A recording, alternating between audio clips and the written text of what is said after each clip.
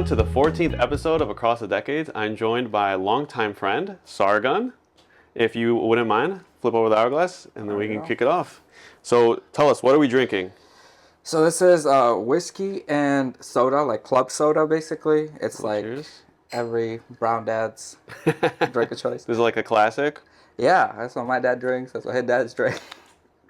Ooh, I like that. It's good. Makes it just a little more palatable. Yeah, this is the Elijah Craig that we got from the episode with Mitch. So if you're watching, try it out. Just eyeball however much fun you want to have, and then throw a little soda in there. There you go. That's the way to do it. All right. Well, as always, in the beginning is probably the best place to start. So, how did we meet? Yeah, that's a good question. I think the first memory I have of you is when you were dating not Jackie. Okay. That's reasonable. I think that makes sense. Yeah, chronologically. But we were never friends. I don't think we ever spoke or even had a conversation. Until much later, yeah. Until much later. And it wasn't until you and Jackie became sort of like a solidified couple and it was then that we started like communicating more. And I think it's just because you were invited to more things. We were invited to more things. And it's just, I think that's where it grew. So I'd probably say like late high school. Yeah. Right? Yeah, I mean, what's funny is, like you said, we both went to the same middle school, although we're a year apart, and so we didn't cross paths at all. Yeah. But I do remember vividly, like, a picture of you in middle school with your full beard. I think you were in, like, 7th grade. You had a full beard, and this was, like, I think you were in the Brooks, like, stadium. And I forget who you were with, but I remember, like, vividly, I was like... The picture was in the stadium? Like, you were, it was, like, a picture of you in, like, hanging out with friends or something. Oh, okay. And I just remember thinking, like, how does this guy have a full beard in 7th grade already? Like, I think it was easier to know you than maybe it was for people to know who I was, just because of, like, how apparent your beard was. Like standing out in a crowd type of thing. For sure. Yeah, it was interesting growing up with so much facial hair at a young age. I bet. Especially in school, because you're so far ahead of the people around you. Even now, look at your beard compared to mine right now. No, but it was mostly fine, I would say. I think it's just because we had a really good like group of friends and like support system around. So I was like never bullied for it or anything like that. But I could see that being. But actually, it was more the adults, I would say, that would treat you differently, especially in sports. So I could see that. And I guess this was more in high school. I would go play. I would be like playing games, right? Like it'd be in the middle of a game, and coach would go, "Stop! ID this man." It happened so much during football, so much during volleyball. They were like, "Who is this guy? This is not a 9th grader. This is not a 10th grader." In middle school, I did like track and field for a year. You did? Yeah, I did shot put. Just the field part of track and field. I did shot put and discus. I was gonna say I don't remember that at all, but we were probably we weren't friends then. I was just like, who's that guy? Yeah. ID this man. Right, exactly. So it was bizarre. And the only reason I did it was because RD, our friend, RD was like, I want to do long jump. Come do track with me. I was like, okay. I'll do the one that does not involve the running. I'll throw heavy things. Yeah. That sounds fun. Other than that, it was fine. I think from like a dating standpoint, it was also kind of awkward. Early on. Yeah. Back when it wasn't like girls weren't like, oh, facial hair. Now they're like, oh, facial hair. Right. It's like a positive. Back then, negative. big negative. Big negative. So that was definitely a challenge, I would say. That also reminds me of the bench warmers, I think. The clip where they're playing in a league and it's supposed to be for like 10-year-olds. And then there's like a Dominican that comes in and says like, he looks like he's like 30 years old, a retired professional or something. And then the rest are like, you're not a kid. And then he like hands him a piece of paper and he opens it and it says like, I am 10. I am 10, with a picture of him at 10 years old and a $20 bill. Like, I could imagine people being like, dude, this guy, when did you like have like a, I guess, fully formed facial hair where it wasn't just like whiskers? Because at that age, some people will have like a little bit, but. I would say definitely like late 7th grade and definitely in 8th grade because I remember, there's pictures of this on like Facebook and stuff still, but I was in a play in 8th grade for middle school and I played a friar. Oh. Yeah. I could see your facial being very practical for Right. people. Yeah, for people in plays because they're like, oh, we don't need a prop now. Right, yeah. right. So, it looks so natural. Yeah. My English teacher at the time, she was the one who made me do it because I was never a theater kid. I never did theater or anything, any of the fine arts and stuff. But she was like, no, we have this play, I have this role, and I have this role for you. You're a friar. Yeah. I was like, all right. So I did it, and at that point, I had like a full beard. It wasn't as thick, and like, Sure. but like there was hair throughout. But now that I'm thinking about it, I mean, you were a friar with. I wore a hood. Oh, okay, yeah. I wore a hood. That's a way around the. What is it called? It's a turban. Turban. Okay. Yeah. Yeah, I had to wear a hood, and it was like a real long hood. It's kind of like in retrospect, probably not the best idea to have like. Anyways.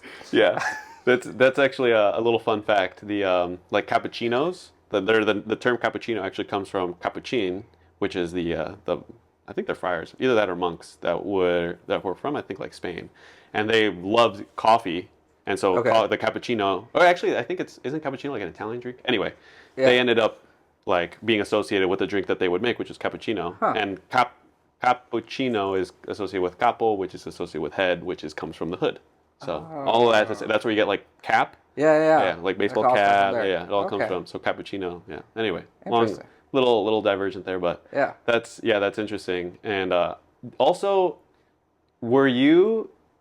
Because my mom knows or like remembers all the Paranals from the lunchroom.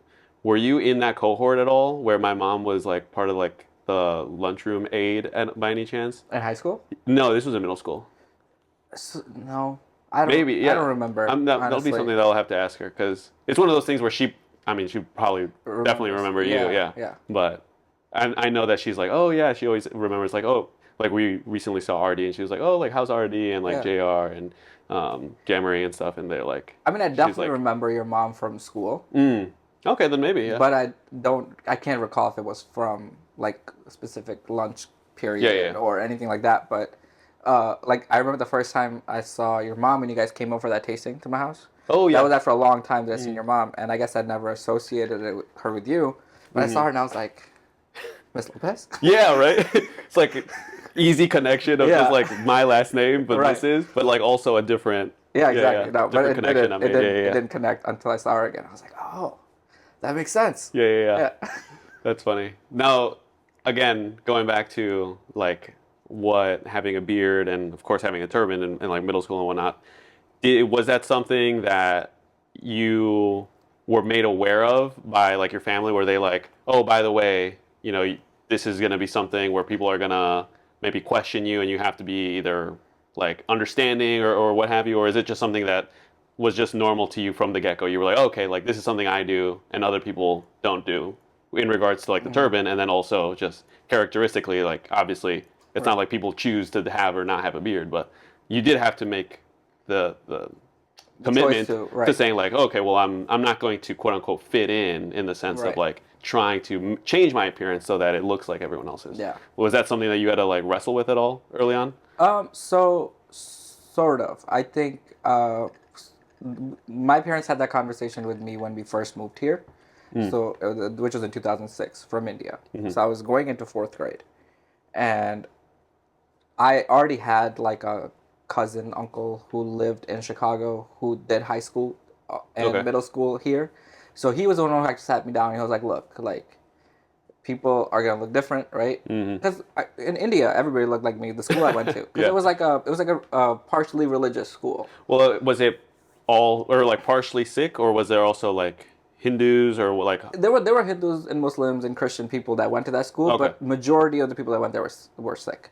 Okay. And it was just known as like a Sikh school. It wasn't like a religious like school associated with, let's say, the church or the Gurdwara is what we call it, right? The what? Gurdwara. Okay. But it just happened to be that at this particular school there was a lot of Sikh people. And a quick intermission. Sikh, not S-I-C-K, Sikh, but no. S-I-K-H, Sikh, the religious. So it's a hard... Yes, so continue. Yeah, so when I moved here, he was like, look, it's going to be different. Like, some people may make fun of you. Some people may try to bully you.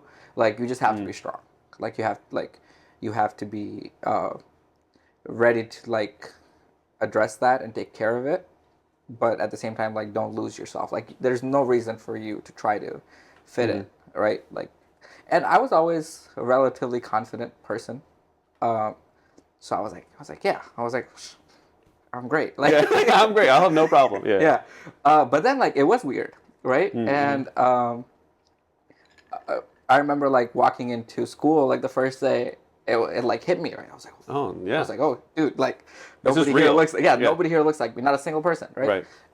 And it was awkward. I was very quiet the first day. And then, like, worst fear came to life, right? There was this kid, I won't say his name. I remember it, though. Oh, yeah. He like, just walked by casually, like, by my seat in class. And he was like, he, like, made a comment, and then he, like, touched my head, like, my turban. Really? You know? But so what age is this? Like 5th grade? Yeah, I was like 9. Right? Wow, okay. I mean, also, as kids, it's like a little bit more probably more curiosity. Yeah, but also, like, don't do that. Don't do that. Yeah. And also, like, he did it, like, in a way where he was, like, making fun. Oh, okay. Right? So it wasn't just like, like, what is this? It was like a tussle. Yeah, I was like, and I was like, I didn't know how to react in that moment. Yeah, I mean, so I just kind of sat there, but then I was kind of a violent kid, like, back in India. So I got up out of my seat, and mind you, I barely spoke English at that time. So, like, I walk over to him, I just smacked him. Really? Yeah, middle of class. Like, open palm? Open palm, cross the face. Nice. My 4th grade teacher, Miss Curran, was like, like, this is not what I expected to go in first day class. Oh, she was like, oh my God. And then she, like, kind of settled everything down, took me aside, like, outside the class. And we had this, like, weird system in that class where you got, like, the green card, yellow card, red card, right? I remember that, yeah. She was like, that was not acceptable. Like, you can't hit people, like, you know, things like that. And I was like, trying to understand what she's saying. You were just like, it's a foreign language. Yeah, I was like, I see you're mad. Yeah. I can understand why you're mad. But then all she did was change the thing, and I was like, that's it? So what color? Yellow. Oh, nice. Yeah, I got a warning. Yeah. And I was like, okay, that's great. Because in India, you get hit. Like, you know? Yeah, it's a more direct. It's a more, you hit punishment. someone, you get hit back. And that didn't happen. And I was like, this is great. I went home happy. Like, I was like, my parents asked me how day was. I was like, well, this guy messed with me. I punched him. Like, yeah. Nothing happened to me. We're good. Like, yeah. I was like, I got this. And then they were like, no, you can't do that. Because then she called my parents too and stuff. But ever since then, it was like fine. Perfectly fine. Okay. And I think it just happened to be that I surrounded myself with the people that were positive. I met RD in 4th grade. Oh, okay. Was he there for that? No, he was in a different class. We met in recess that day. Oh, okay. We played kickball together. Oh, look at that. Oh, exciting. Wow, you picked up rules pretty quick. Well, just kickball. So that's actually a kind of funny story because we were playing soccer. Because that was familiar, at least. You know, soccer is just like a well-known sport. And me and Artie were just like kind of standing in the back by the goal. And when the ball would kind of roll towards us, we just kick it real far. Yeah. And that was just fun, right? And that's how I met him, because he was the other kid doing the same thing. Yeah. Same wavelength. Yeah. And then he goes, I feel like we should go play kickball. Like, he connected the dots. He was like, I think our strengths. Over there. Yeah. So then we went there. He's the one who taught me, like, how to play and stuff. Oh, nice. Yeah, so then we started playing kickball every day. And it was a good time. There you go. The rest is history. The rest is history. Wow. Now we're going to his bachelor party tomorrow. Yeah, right? It's wild. Yeah, it's crazy how things work out. Yeah, I mean, that's super interesting, too, about, like, the physical retaliation and, like, just, like, cultural differences. But I remember I had a similar story where my dad was like, you don't want to be, like, a pushover. Like, you know, if someone talks to you and, like, you need to stand up for yourself, blah, blah. And I took that as, like, strike my enemies. Like, right. strike my opponents. And on a bridge in kindergarten, I, like, gut punched one of the kids and got sent home. And my mom was like, okay, well, this is not what we're going to do. Yeah. But I mean, it's like a similar concept of, like, you also don't just want to be a doormat. And, like, if I would imagine to a certain extent, I mean, there were other kids I imagine that were in the, vicinity and saw what happened, and they were like, okay, if we mess with this kid, then yeah, this is what happens. That's what I'm saying. Hot take, but you just got to do it once. Yeah, it's like just set the precedent. Yeah. Yeah. And then you don't have to do it again. Yeah, but so this was fourth grade. You were, you said 8 or 9? 9? Yeah, I was 9, yeah. You were 9. What was it like then? I mean, that was just like one classroom, right? Like, did that change? Like, were you a little bit more proactive in terms of like, did you ever like go up to someone and just like explain without them asking, or were you always just like, well, if they don't bring it up, I'm not gonna say anything, or? Yeah, no, I mean, I never went out of my way to explain things to people, but and it was mostly my friends, right, who had questions, who were curious enough to ask and like learn more, and I never have a problem having those conversations. But I mean, especially in school, I wasn't gonna go out of my way to explain like why I look the way I do. Sure, it would just be a weird conversation to walk up to somebody and start. And then honestly, nothing happened till probably about, I would say, like 8th grade. That's when the beard came in. That's when the beard came in. Yeah. Right, and then it was more like direct racism. It wasn't so much like, haha, funny. It was like, oh, terrorists. You're like, yeah. So this is, what years are we talking? 2000. 2007, 2008. Yeah, somewhere around there. Okay. Well, I mean, that's well after. Well, no, not 2007, 2008, because I graduated high school in 2015, so this would be like 2011, 2010. You're right. Yeah. Well, yeah. For you, it would be that. Yeah, for me, it was like 2010, I think. Yeah. Now that I think about it. Yeah. Okay. So, yeah, I mean, nowhere near 2001, right? But right. Yeah. But that's obviously like as things started ramping up. But obviously, like we're kids, and that's not something that's like the kids aren't going to go up and use. I mean, maybe they do now. I don't know. Like Call of Duty lobbies and whatnot. Maybe. Kids get expressive now. But so that was something that you had to deal with, which is different. Yeah, and by that time, I had such a good support system that I never had to talk back or speak back. There was always people around me that took care of that. And it was almost better because it was coming from a peer for them. Yeah, definitely. Right? And it wasn't like me retaliating or me saying something. It was like, if it was a white person, it was another white person saying, yo, that's not cool. Yeah. Or shut up. Or so I guess I got really lucky in that sense because I never have to deal with that. And I know a lot of kids that came after me that like my parents wanted me to talk to their kids and stuff to prepare them for what was coming. And I was like, I don't have that much experience. Like, and like, I'm very privileged in that sense, like, because like I didn't have to deal with it. And a lot of kids go through really, really terrible stuff. For sure. Yeah. So. Yeah, and it is definitely nice and more effective, I would say, to your point, that it comes from a peer because it's just a testament to your character, right? Right. Someone else is saying, no, I know him, and what you're saying is wrong, it shouldn't be said for X, Y, Z. And like you were saying, it's not coming from you, so it has more weight to it. Right. And yeah, it is something where I think Bolingbrook, as we've talked about, or as I've talked about with some of the other guests, has the reputation of being really diverse. And while there weren't, that I can remember, other Sikhs, you can correct me, or at least male Sikhs. Yeah. There were definitely a lot of people from all sorts of ethnic backgrounds, like people from all different parts of the world, all different creeds, beliefs, incomes, all the, everything under the sun for the most part. And I think that also made it a little bit easier, I would imagine, to maybe share or relate versus if you were coming in and it was a really homogenous group to where it's like very clear, like in group and out group. Yeah, I agree. So, like I was telling you, my cousin, uncle person, right, who was the one who was like kind of giving me these talks, and like he grew up in North Carolina. He went to school in North Carolina. His experience was vastly different than what mine was, right? Yeah. So he was more scared for me than I was. Yeah, he was like, yo, I know what happens. It's not, it's no joke. And I was like, right. And meanwhile, you were making friends with RD. And, right.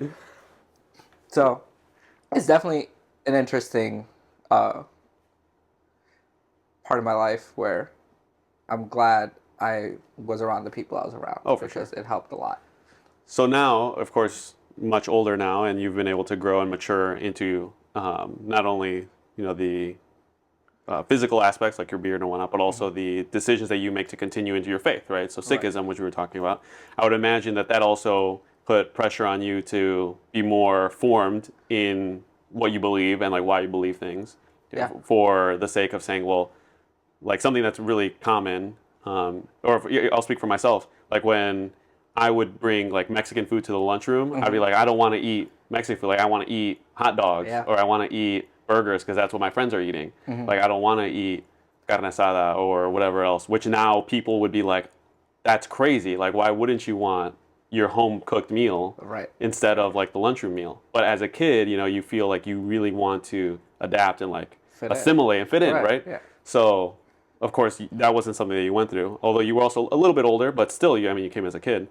But now you're older. Was that something where you were like, did you ever come to a point where you said, I don't want to live my life in this way, the upbringing that I had, and wanted to explore maybe what it was like to not be Sikh? Or was it something where you were just like, it made sense from the beginning and you just needed to kind of grow and mature in it to where you are now?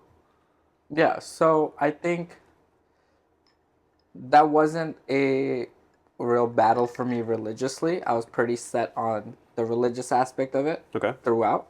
For me, it was more cultural. I didn't have other brown friends, and it was by choice when I was younger, because I wanted to culturally be a part of the society I was living in. I see. And when you say brown, I mean Artie is Filipino. I mean like Indian. Yeah, okay. Indian, Pakistani, South Asian. Sure. As a subgroup, right? Yeah, yeah. Religion was always, I was very like solid on. So like that never bothered me, but I was like, it was like the food, the culture, the music, like who you hang out with, like the kind of stuff you do. That was like, I was trying to almost like mold myself into like the society that I was living in. And that didn't change until college. Why do you think? I think once I got to college, I had a lot of realizations about myself. And one of them was that there will come a time when all I have is family. Sure. Right? Because I was so involved with our friends. And I still am, and I love my friends. Yeah, I mean, you organized a bachelor party. Yeah, but at the end of the day, who you like really have is your family. Right. And that's kind of like, home base. And in a bigger sense, that family is community. And that community is your brown, for me, it's like my Indian community. Sure. Or my South Asian community. And one, I didn't have a lot of that in Bolingbrook, in the sense that I was so in our group, right? And our group is very diverse, but besides me and Aditya, like... Right. There's a little bit of a lot of things, but there's not a critical mass of anything. Anything, right? And even Aditya, I think, deals with the same kind of. I don't want to speak for him, but like also Hindu, not Sikh. But he's Indian. But he also is a very assimilated Indian to American culture. He was born here, right? Yeah. So I went to college and like I was thrown into this world of all these Indian people that just came from India to study. A lot of international students, a lot of like dances and music, because there's a lot of activities happening, right? Surrounded by the culture. And like, is this Punjabi culture? More Indian culture. I mean, there's Punjabi's a bit part of it, but just in general Indian culture. There was, we had an Indian Student Association on at Loyola. And I got into that, and then I was always surrounded by Indian people, and I got to learn more about my own culture, which I hadn't thought about or done anything with for the last 10 years of my life. And I learned to love it again, and then I got really, really comfortable in it, and I was like, okay, well, this is me. Yeah. Right? I feel more at home here. Like, I feel like I'm part of something bigger than myself. And it was a lot. It was a huge learning curve for me, but I loved it. And those 4 years really transformed my belief. I mean, not transformed it, but just made it stronger in my own culture and identity as an Indian American. Yeah. Not just trying to be American. Sure. So you mentioned being steadfast in your belief, your religious belief, your faith. Why would you think you were like so steadfast? Was it just example from your parents? Was it like philosophical arguments that just clicked early on? Was it the dissonance that you noticed between the ways of life of your family versus others? Like, what do you think really made that stand out? It was the philosophy for me. Mm. It just made so much sense Mm-hmm. from a very young age. Because Sikhism as a philosophy it's a very liberal school of thought. Mm-hmm. 1500s. Yeah, I mean it's like one of the youngest religions, right? It's like 600 years old. It's not, like when it comes to religions, baby. Mm-hmm. But it's just the whole idea of, because Sikhism more than a religion is a philosophy, I would say, right? Like it's give us the high level, like what just high level of Sikhism. So the word Sikh means to learn, okay, and the whole aspect of the whole meaning of the religion is to keep learning. Okay, Is to continue learning, because once you stop learning, you're done. Okay, That's the end. In a spiritual sense. Yeah. Okay. So to learn. And the second biggest thing that the religion teaches is how to get rid of your ego, the self. Yep. How you need to let go of that, because that is what leads to everything bad. Yeah, I agree. Yeah. So if you can let go of it's called meh. Meh means me. Okay. Right? If you can let go of the meh, you will be truly happy. Truly happy. So that's kind of the gist. And it was made in a time when there was a lot of tyranny in India. All right? Well, it wasn't India then, but that piece of land. Yeah. That piece of, it's a very controversial, yeah. That piece of land. Yeah. At that time. There was, the Mughals ruled at that time. And there was a lot of forced conversions on Hindus. On Hindus. By the Mughal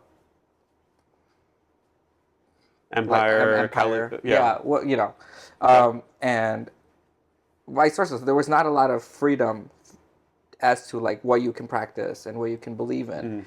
Also, the class system is a huge thing in India till this day, but back then it was even more prevalent, where you had this hierarchy, social ladder, and it was, people were treated badly for being in certain parts of that social ladder. And Sikhism as a philosophy was the idea that everyone's equal. This is one community. So it was to abolish that, and then also kind of put forth the philosophies that I just talked about. That's Sikhism, like in a nutshell. And that stems from northern India? Northern India. Primarily? Yeah. Okay. The region of Punjab, so it's northwest sort of. Yeah. Part of it is in modern day Pakistan, part of it is in modern day India. Kashmir area? No, lower than that. Lower than that, but to more west. Okay. Yeah. Okay. Yeah, I mean, that sounds, I mean, honestly, from our conversations, it sounds pretty similar to at least the philosophical arguments that a Christian would make for what we would call the Trinitarian God, what Jews and Muslims would call the Unitarian God. Yeah. Which is essentially that the world is intelligible, that we're created, and that ultimately, because of that, all humans are equal. Yeah. Right? And so Christianity, and similar to it seems like what you mentioned about the caste system in India, comes into the Roman Empire and says, no, all humans are equal, men and women. There's no Jew, no Greek, nor man or slave, nor man or woman, or free nor slave, nor man or woman, for all are one. Yeah. And in Christ Jesus, and then it basically abolishes basically like the class system that's existing in Roman Empire collapses. And it's pretty similar to what you mentioned with Sikhism, where you're saying, well, it's not about people being born better than others. Right. It's about learning, and then also sacrifice, putting sacrifice as being the most important, which Christianity also puts at the center with the cross. So that's it. I mean, when we were talking, I found that really interesting about how it seems pretty similar, at least in the core tenets. Right. Now we would make different historical claims, of course, but at least from the spiritual aspect of it, I would imagine that it seems like similar impact. And it's also a growing religion, or is it not? Is it pretty localized to that region? It's growing by migration more so than conversion. What do you I mean would by say. migration? Like the second highest population of Sikh people is in Canada, outside of India. Oh, I see what you're saying. So like a diaspora. Yeah. Okay. Yeah. One thing that I want to touch on quickly, I just remembered it while you were talking, and now it's escaped me. We can always circle back. Yeah. But I was also going to mention, I mean, from what I've seen, Sikhism also does baptisms. Yeah. What is that? Yeah. Walk us through what that means. So that originally started with, so there's 10 gurus. Oh, I just remember my point. I'm going to make it and I'm going to circle back to this. Yes, go ahead. Before I forget again. Yeah. The first guru, actually, there is historical evidence that he went to the Vatican. Because he did these things that were called udasis, where he traveled to preach the philosophy that he believed in. Okay. And he just traveled like throughout, like up into Syria, then Afghanistan, and all that, and then eventually made his way to the Vatican. He made it to Rome. He did. Well, I guess this is 1500, so he made it to Holy Roman Empire. Yeah. Yeah. And there is actual, because the Vatican holds a lot of documentation and written, what's it called? Historical records of what went down, right? Yeah. Yeah. And there is a record of that at the Vatican. So that's interesting. I mean, there were conversations that were had, know, because he's a philosopher going into talking to another. I'm going to call him philosopher for the sake of this conversation, and so I think that's interesting. We would call that ecumenicism, which is essentially like interfaith dialogue. Yeah. Or I guess at that point it would have just been a philosopher. Philosopher, because he was just preaching like his philosophy. Sure. And trying to have again, learn as much as he can from all these. That's why there's so many different pieces from different religions and belief systems that are incorporated into this philosophy. Our holy book, which is called the Guru Granth Sahib, has passages and scriptures from a multitude of people. And some of them are Muslim, and some of them are Hindu, and some of them are Christian. Interesting. And it's just... It's like a compilation of everything I've learned, and it goes. So this is from you mentioned you were about to bring up how there were 10 gurus. Yeah. This is the first. So this is the first guru. The fifth guru is the one who compiled the teachings. Okay. So after that, so there was a shift in the religion after the fifth guru where they kind of moved more towards running it more so like a kingdom. Okay. And the 6th, 7th, 8th, 9th, 10th guru were more focused on building a community. So less spiritual. Okay. More, that's when it went into more like we have to fight for what? Temporal. Yeah. Yeah, more, the material world matters. Right, it matters and we need, and there was a lot of, that's when the Khalsa is called was originated. Which is the idea of a saint soldier. Okay. Who, there's that spiritual aspect to it, but there's also you have to fight for what you believe in, and you have to protect those who can't protect themselves. Yep. So that's kind of the second part of it, and that's the second 5. Okay. That focused on that. So maybe a word could be used there as a little bit more practical in the sense of like day to day, or maybe like this is how it should manifest in reality in a sense. Like one thing is, like from a Christian standpoint, we would say the allegorical meaning of the crucifix is die to self. Like you essentially die for the love of others, right? There's no greater love man can have than to die for their friend. And that's the allegorical sense, right? Yeah. But in the literal sense, it's you have to embrace death. Like we say as a part of our creed is that we look forward to death. Okay. And life everlasting, which is after the resurrection. Yeah. And so we have to, yes, in a sense, like die to self so that we can love others. Right. But then in a more literal sense is like, no, we actually have to love death. Right. And that's where you get a lot of like, we have like the, I'm blanking on the name, but like the temples that are made up of like human skulls and stuff like that, the catacombs and stuff like that, because death is something that focuses you on what's most important in life. Gotcha. Gotcha. But anyway, yeah, you were saying about the different gurus. I think you were mentioning about the baptism.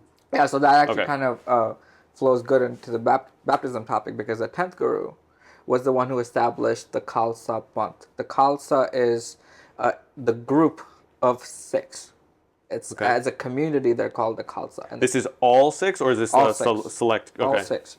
All Sikhs. And they fight against, their primary job is fight against evil, fight against what is wrong, help raise those who are oppressed. Okay. And the way the story goes, how this originated, was when the Khalsa was established, the 10th Guru asked for 5 sacrifices. He walked out into the crowd. He said, I need 5 people to sacrifice. And 5 people walked in, like one by one, stood up and offered themselves as the sacrifice. And instead of obviously killing them, they came out in like full garb, turban, everything. And that's how the Khalsa Panth was established. And those people were baptized that day. Because they drank out of this like bowl, it's like a water. That's how the baptism ritual goes. Okay. You drink it. You drink it. Okay. And they were baptized, and they were like, now you are, like, you have vowed yourself to fighting this fight.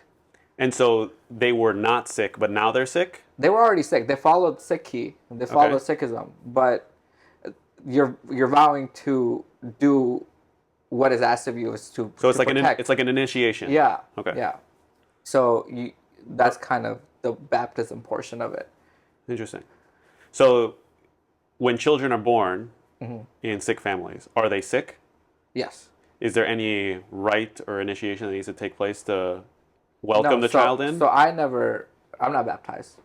Oh, okay. That's something that is made for... You choose to do whenever you want to do. And some people never do it.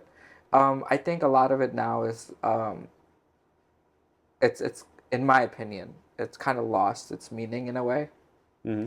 Because now... So Sikhism never had rules. There's not rules.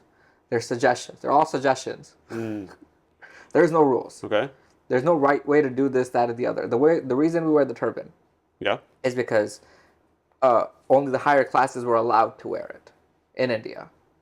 And for Hindus, any culture, even in Muslims, even in Hindu cultures, it was like the head of the house. It was like whoever was like in the higher social status. Gotcha. Those people wore turbans. Okay. So the philosophy was, if we're all equal, I see. Why don't we all wear turbans?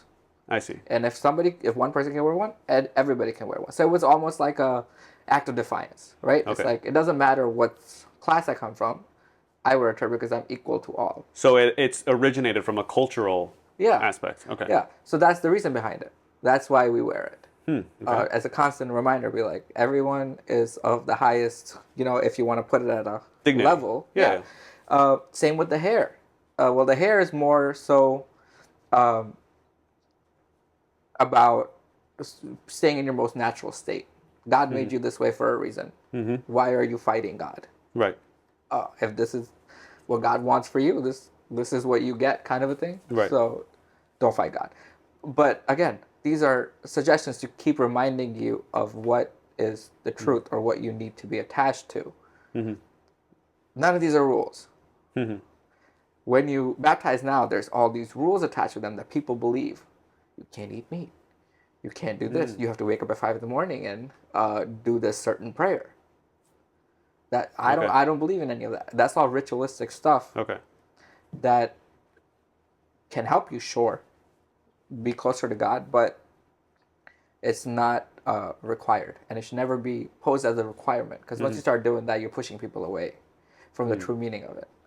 Mm-hmm. I would say that's a truth claim, right? Because the claim that you're making is that doing that will either push people away, which could be true, but also that it's not necessary for a relationship with God, which is, from a Christian standpoint, we would say that there is a liturgy, which is like the way that we worship and celebrate is important in the sense that from I think it's something that's really common with like Eastern religions. What we were talking about is like it's very spiritual, mystical, it can be pretty mental in the sense that it's about thinking about less so the world itself and more about what's to come. Whereas the Christian perspective is that God became man and the incarnation matters, and so that the body matters, like the physical world matters, and so that's why when we do these rites like baptism, our baptism is like we don't ingest it, right? It's something that's poured on the head, and the Eucharist for us is Christ Himself, and we receive God, we eat God, and so ultimately it's like you are what you eat, and ideally you start to become more like God. But anyway, the point there is being that.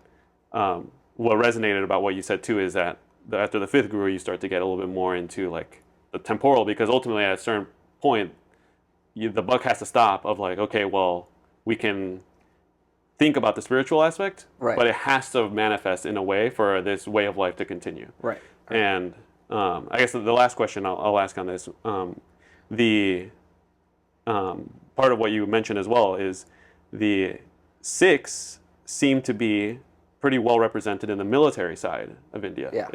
Is that related to the baptism, like the baptism rite, or is that just general Sikhism about promoting fighting evil, or why is that? Yeah, I think it stems from the constant. Well, I think there's two reasons. One is definitely it comes from the spiritual aspect of it, where you are kind of your foundation is that you're supposed to help those that can't help themselves. Okay. And in the modern world, it's either activism or in the more direct sense, like I'm gonna go fight in the war, right? Like, yeah. I will protect what is. Fight evil essentially. Yeah. And the second part is more physical. Just generally the people from the northwest region of the country are taller, stronger. Yeah. I mean, so just more fit for the army kind of a thing. From a historical standpoint, correct me if I'm wrong, but I think the Sikhs played a pivotal role in World War II. World War II, yeah. Because that's when the British ruled India, so they had full control of what was gonna happen with the army. So they fought on behalf of the English in the army in World War II, and I think there's. And don't quote me on this, but there was a statistic about some 70% of the medals given out to the English officers were given to Sikhs. Really? From World War II. Yeah. So wow. They did good. There are some pretty cool pictures from what I've seen, or like artistic portrayals from on cavalry, and with I don't know what the sword is called. It's called a khanda.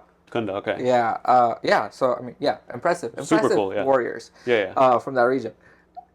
Okay, and I guess zooming back in on your family, I know that, as you were mentioning, culture plays a big role. Family values, of course. You actually lived for I don't know how many years with an extended family in a big household. I don't know how many families were in there, 4 or something like that. 4 families, yeah.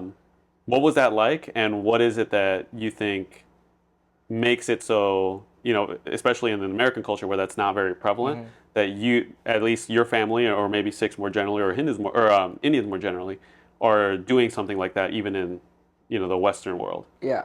So I think that's definitely more common in the East in general. For sure. Not just, India specifically, but, you see that in the Philippines and China and... I mean, honestly, Mexico will still do that at least my mom's side is still in a similar living pattern. But I would say it's very unique to, I would say, like the U.S., Canada, probably like England. Where you get people that are like, okay, well, I'm 18 now, I'm going to go live. Yeah, it's me, mine, and ours. Yeah. Right? Yeah. Exactly, right? So, well, why is it that that's continued, you would say, in the U.S. for your family? I think... it's because to do that, to live in a family that big and to live happily in a family that big, you have to give up a bit of your individuality. That's a hot take for some people. It is. Yeah. And I agree, but... But that's the reason why people don't want to. Right. right? Because privacy and it's privacy. It's what I want all the time, right? Like when I live alone, I can do that. Yeah. Right? I can, if I have no one to answer to, I have nobody depending on me, or like I don't have to worry about other people, then yeah, I can go about my life exactly how I want to. Right. You can't do that in a big family. Right? So that's from an outsider's perspective, that's the downside, right? Mm-hmm. It's like, oh well, I was like, I can't come out tonight because like it's my dad's brother's birthday. Mm. Now in a in like my friends, I like, and I was like, well, he lives in the same house, so we're celebrating. Like, you know? He's like, upstairs. Yeah. So it's but like when you're in it, mm-hmm. There's so much good that comes from it, and it's in all different parts of your life. And you know, there's the support. Mm-hmm. That's the biggest one. You always have people to rely on. Always have people to bounce ideas off of. You always have people to, if you're having an emotional day, to like share those emotions with, whether it's happiness, sadness, excitement, whatever.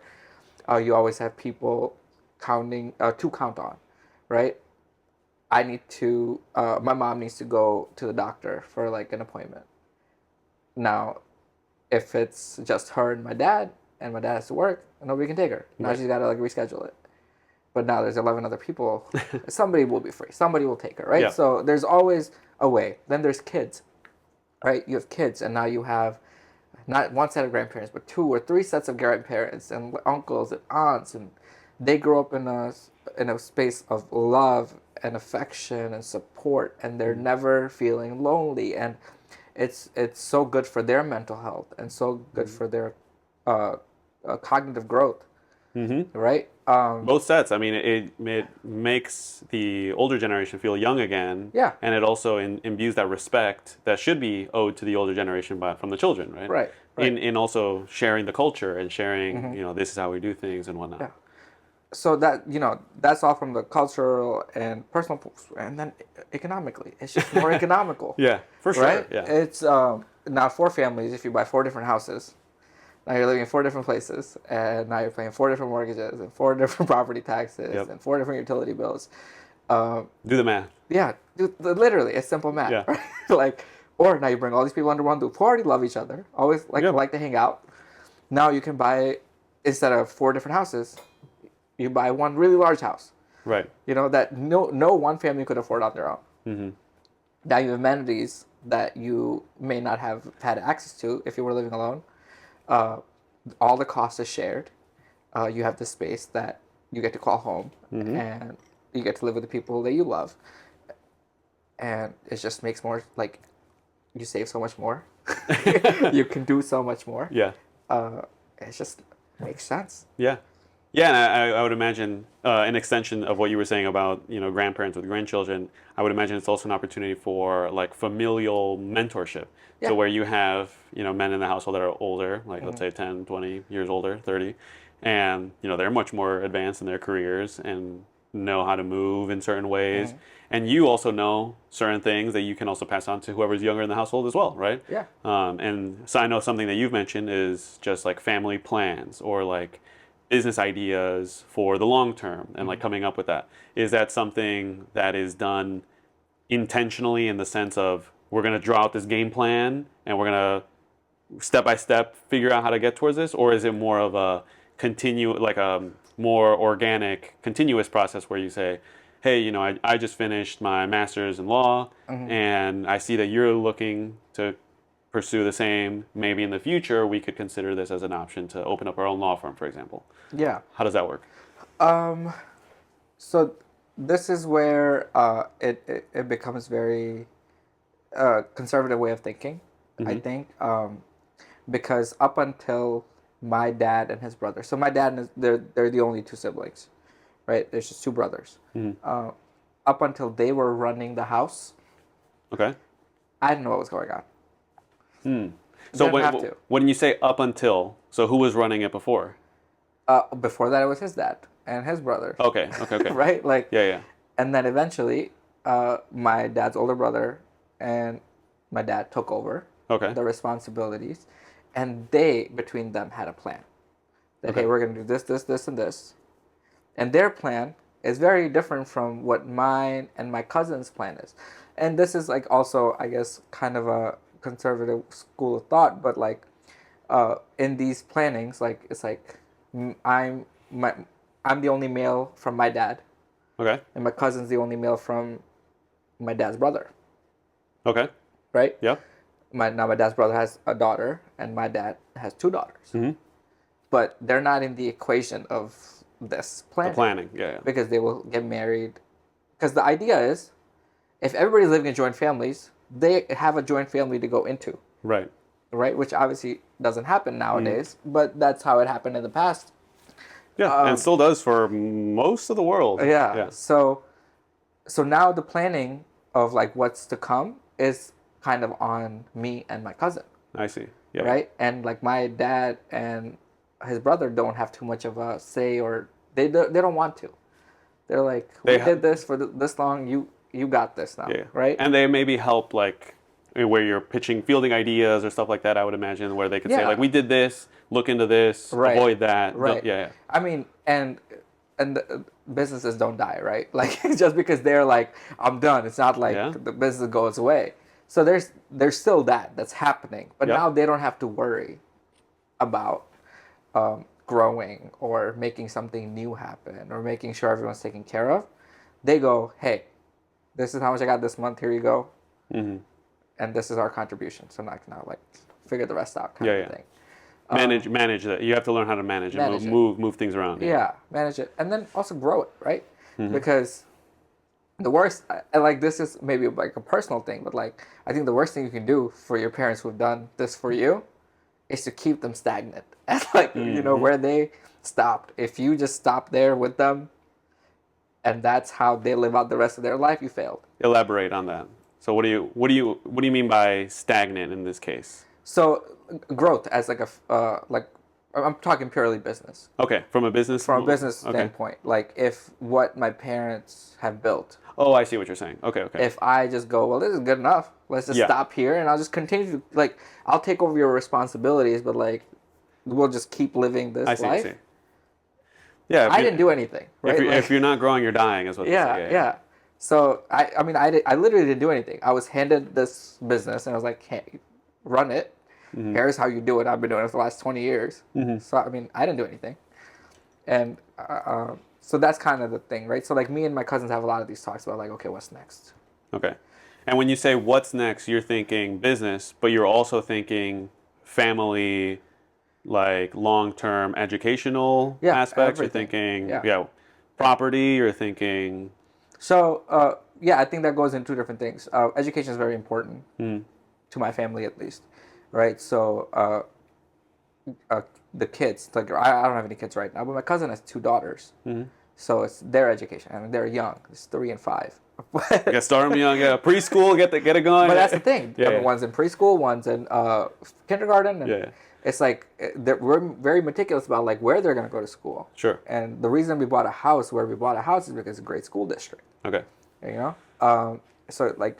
That was a big, like when we were looking at houses to buy, it was like, no, it needs to be in one of these districts because these are the best schools in the state. Okay. Yeah. And on a secondary point, like with business and stuff, it's like, okay.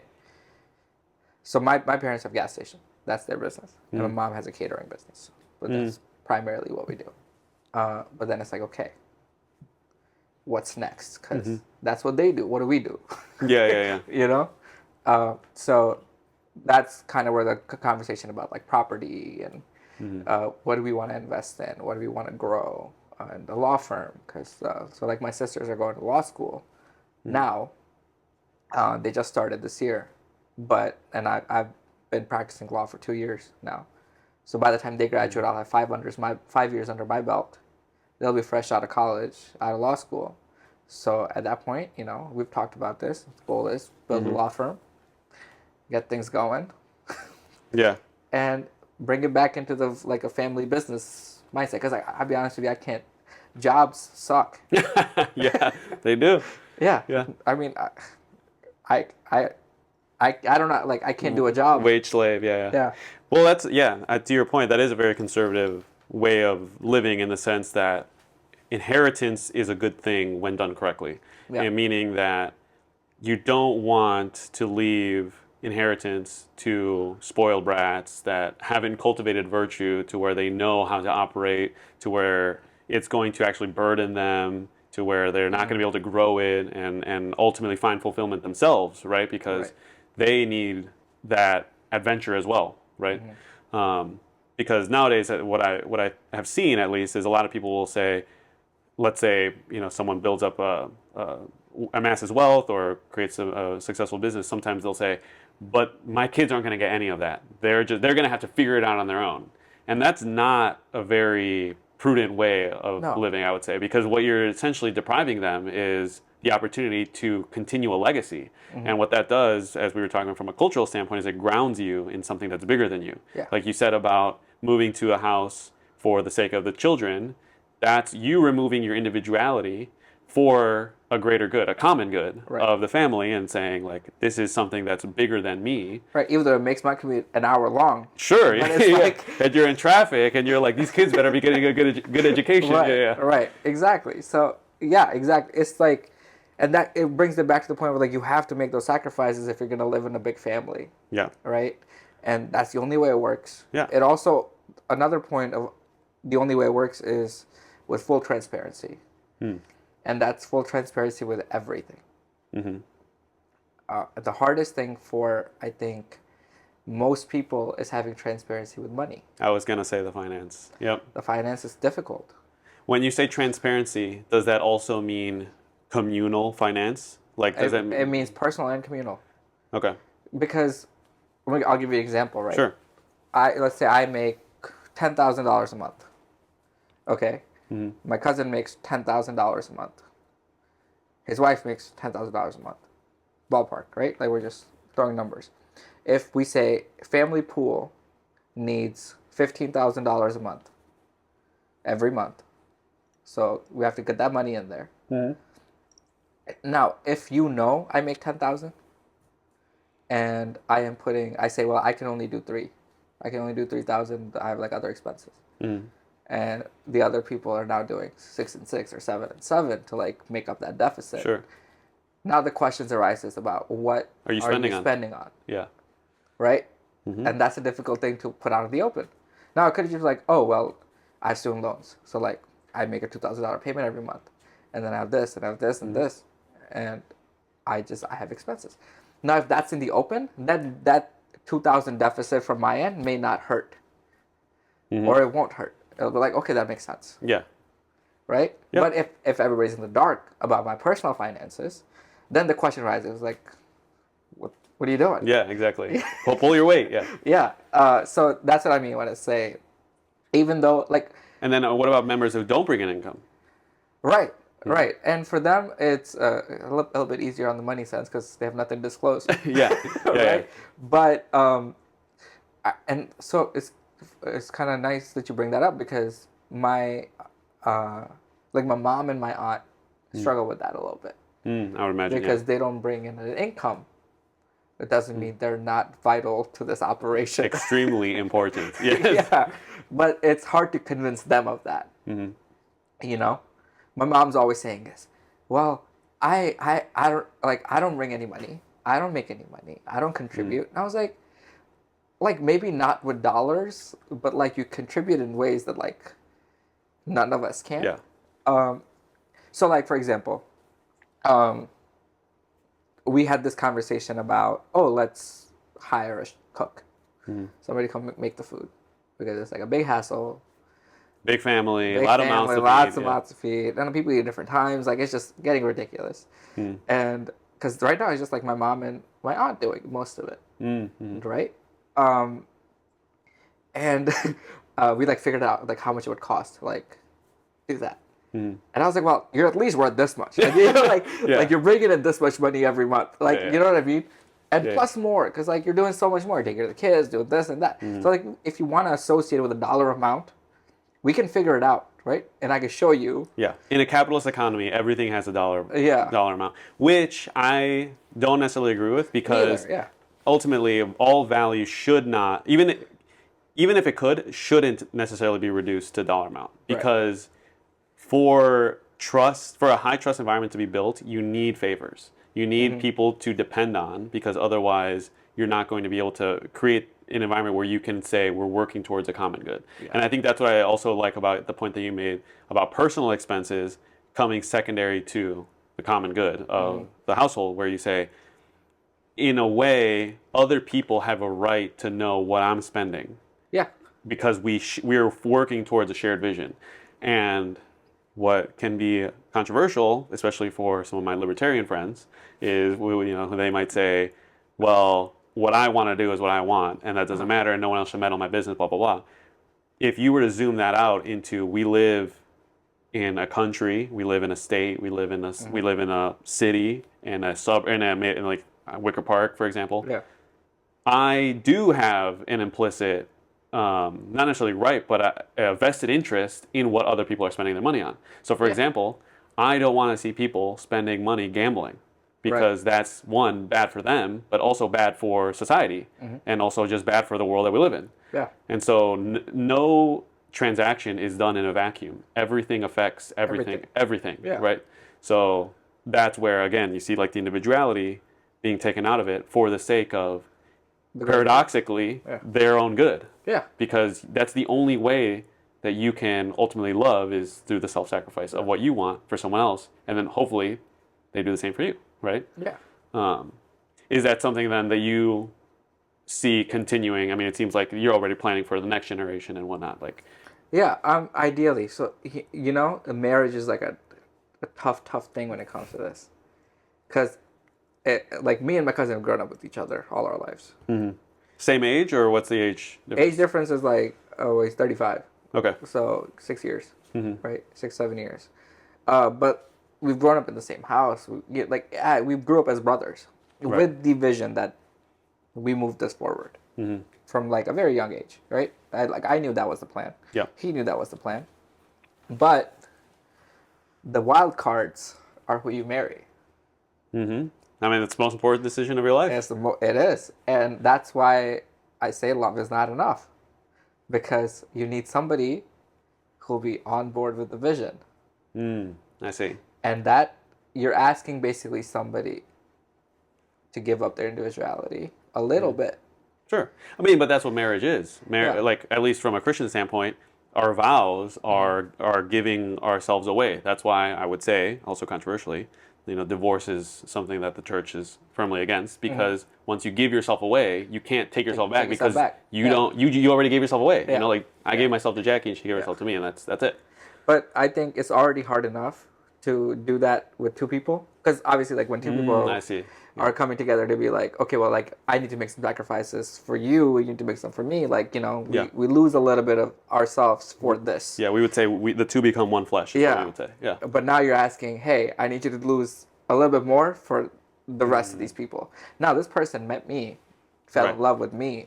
Sure. I'm asking them to sacrifice for people she doesn't necessarily love. Mm-hmm. Right? I see what you're saying, yeah. At least at that point. Yeah. Or she may, but, like, early on, you don't know them. Yeah. You can't love somebody you don't know, right? Right. So, that's a difficult thing to gauge, because you meet somebody and you have these conversations and you try to gauge, like, what, but you don't know. And it's not even that they're lying to you or they're being deceitful. They don't know. They've never been in that situation. Yeah.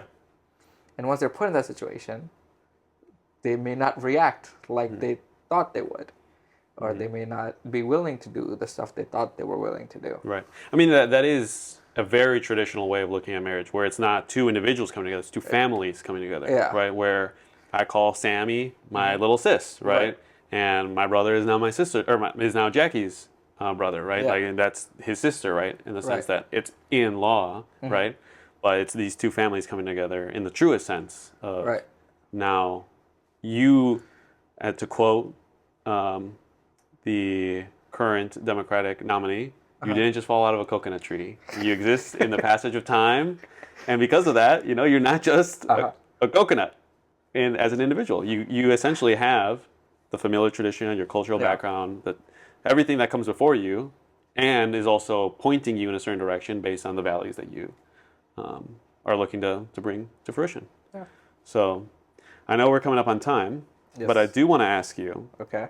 This is one that was alluded to in my last episode, not live yet, but as a recommendation from my previous guest, Maddie, she wanted me to ask my next guest if they could list a fun fact of any kind, any fun fact that you may have. Anything you have? It's just a fun fact, Yeah. a random fun fact. I can also go first if you need a little bit of time to think. Yeah, go for it. Okay. A fun fact that I have. I had one fun fact that was debunked, unfortunately. Oh, My mom told me about a fun fact about how she was asking how people say la ola in English. Now, la ola means wave. And she was like, do people call it the Mexican wave? Because she said, and it's popular belief that the wave in stadiums originated from the 1986 World Cup in Mexico. Okay.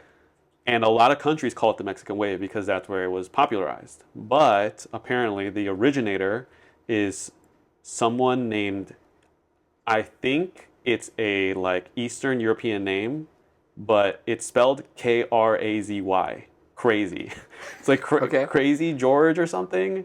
And he like originated it at an NHL game apparently in like a few years earlier. So while popularly, and this was gonna be my fun fact, it's called the Mexican wave. It's actually not. My fun fact is actually, because I was thinking about this, so that's why I have a little bit more time. When people do organ transplants, their personality changes. So if you were to receive an organ transplant for someone else's heart or liver, for example, the personality of the person who gave you their organ would affect your own personality, which I find really fascinating. Because really fascinating. it debunks what I would say like a really mechanistic view of humans, where it's like, oh, humans are like cars, where you can just like plug and play different parts. And then no, like humans are one, body and soul. But what that essentially means is that personality comes through in your whole body. And so that's crazy. There's actually reports of like an older woman who received, I think, like the liver of a young college like frat guy and had the urge to like drink beer all the time. Or someone else who had like the urge to like listen to like punk rock music or something from like someone else, stuff like that. So yeah, just more proof that, you know, we're not just physical beings. But that's wild. So Mine are going to sound real dumb. No, go ahead. No, because all I can think about are like pirate facts. Give me a pirate fact. Well, one, pirates wear earrings because if they're found dead, they're worth like enough to bury them. Oh, really? Yeah, that's where that comes from. Morgan Freeman wears them for the same reason. No kidding. He's a pirate. Apparently. Also, the eye patch. No way. The eye patch they wear is aesthetic? No, not aesthetic. Oh, okay. Because they have to go like below deck, so they switch it over, and this eye's been dark the whole time. So where it's dark, they don't have to like waste time adjusting to the darkness. They can just see. See, that's a real fun fact. I love that. Yeah, but only pirates today. So actually, I do have one fun fact that I think, or one question that I think would be a fun fact for many others, which I meant to touch on earlier. The Bengal. Do you want to explain what that is? This? Yes. So this is called a kara. Oh, I thought it was Bengal. Yeah. So a kara is... I was already wrong. It's okay. So it's called a kara. And it's one of the 5... they're called kakars, or the 5 Ks of Sikhism. So all Sikh people have these 5 Ks. Okay. So it's kara, kesh, which means hair, ganga, which is a comb, a kachera, which is underpants. Okay. And a kirpan, which is the sword. Okay. The kara represents a few things actually. So it's your unbreakable bond to God. It's made from steel. And that's not removable, right? No, it is. Yeah. Oh, what? Yeah. That's crazy. Yeah. Okay. So it's made with steel. When do you take it off, if ever? Never. I just like for things like that. When was the last time you took it off? When I was typing. So that's the thing. Okay. Like, yeah. So, okay. I was like, did I just break some like super long 14-year streak? No. It's just like when I'm typing and stuff because like it bangs on the table. But okay. Also, it represents. It's a reminder of your. I mean, I have one right here. To God, right? So and then you wear it on your right hand. So anytime you're about to do something, it's not virtuous. It's there to remind you. I like that. Yeah. So that's what that's. Again, individuality is not an ultimate good. Overrated. It's overrated, yeah. I was actually thinking about, so I have something similar. I mean, Yeah. this is actually a prayer rope that is from Mount Athos Is in that Greece. different than a rosary? So a rosary, yes, actually I have one here. So a lot of reminders. Oh, there you go. But this same thing, the physical matters. Like these are reminders, right? Like it's not just in your head. Yeah. Yes, this is a rosary. This is 1 decade. Again, just a reminder here, and then these are this is a special form of prayer that was handed to Saint Dominic, I think, in the 15th century. Okay. As a way to pray. And then this is like an Eastern Christian way of praying. So as common to Eastern tradition, as you go more east, things that tend to get a little bit more spiritual. This is one that Jackie actually got me as a part of an icon that's in the living room. And this was made by monks in the mountains in Greece. Oh, wow. Okay. Yeah, I mean, you can take a look at it too. And it's also a very simple way of praying. So is the beads supposed to be like you're Each supposed prayer. to? Yeah. Okay. Gotcha. Yep. It's a really simple prayer in the East because the East is a little bit more spiritual in the way that it does things. So it's just, Lord Jesus Christ, Son of God, have mercy on me, a sinner. And so you just go, and it's actually a breath technique too. So you get into something called like hesychasm. It's almost meditation. Yep. Yeah. Yep. Okay. So you get into like a spirit where you start to like disassociate from the body, and things get a little mystical more on the Eastern side of Christianity, but it's still Catholic. Yeah. The rosary is a little bit more like Western tradition. It's also repetitive nature, and the intent is structured prayer is better than you just making up your own prayer because one, what's better than using God's words to pray, but also if we want a community, we all have to believe similar things. Like if I say God is a big red dog, like Clifford, and someone else says, God is a jungle man, like Tarzan, and then ultimately you stop believing the same things. Yeah. So that makes sense. Anyway, cool. Anything else before we wrap up? Any shout outs? Anything that I forgot to ask that I should have? No, I think you got them. It was a good conversation. I enjoyed it. Yeah, it was great. Yeah, I guess. Did you miss anything that you wanted to talk about? Do you have any hair care sponsorships? No. That you want to shout out? Sponsor me. Tresemme. Oh, Tresemme. There you go. We got a little sneak peek as to what is being used to maintain the luscious beard. So, for those of you that are not watching, I encourage you to do so just to see the great green shirt, which I love. Where did you buy it? I don't know. Amazon? Shout out to Jackie. Shout out to Jackie. But yeah, I will be posting this along with some clips and whatnot. But yes, for all of you that made it to the end, thank you for listening. I hope you enjoyed the conversation that I had with my good friend Sargun. Yeah, thank you. It was very Thanks enjoyable. for having me. Yeah, of course. And thank you for putting me on to, now it's going to have to be a staple drink of mine. Oh, there you go. Very much enjoyed it. So with that, thank you all for tuning in, and I hope to catch you in the next one. Ciao.